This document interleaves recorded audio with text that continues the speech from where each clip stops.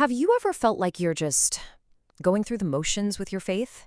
Like that fire you used to have has kind of dwindled down to a flicker? Well, today we're going to dive into a really powerful idea that tackles this exact feeling, spiritual exhaustion. And more importantly, we're going to look at a potential path back to feeling alive again. So let's just get right into it, right? Have you ever been in that place? You're showing up, you're doing all the things you're supposed to do, but that feeling, that deep connection, it's just not there. It's this weird kind of spiritual numbness. The source we're exploring today puts it this way, and wow, this image really hits home.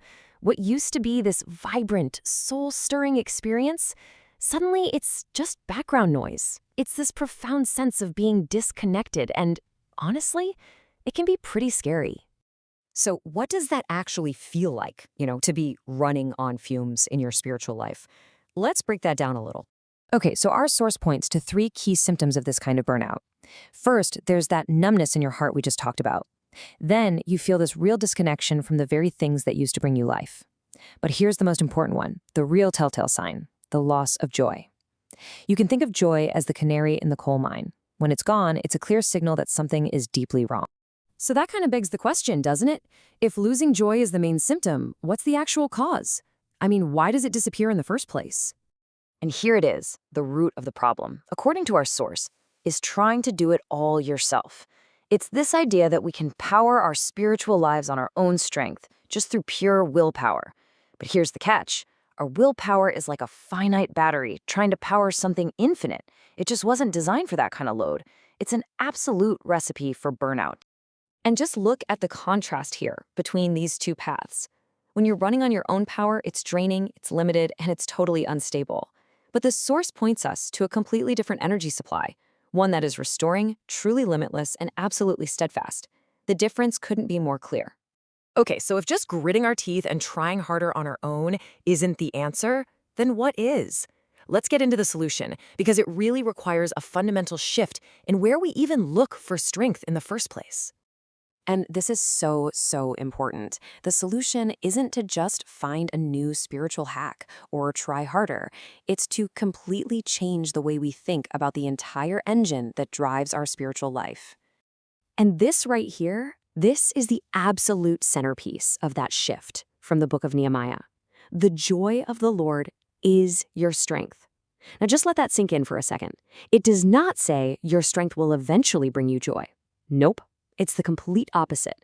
It turns our entire effort-based way of thinking completely on its head. So let's break that down, because this is where we get it backwards all the time. We're so used to seeing joy as the prize at the finish line, right? The reward we get for all our hard spiritual work. But what our source is arguing is that we've got it completely wrong. Joy isn't the reward for our effort. Joy is the fuel for our effort.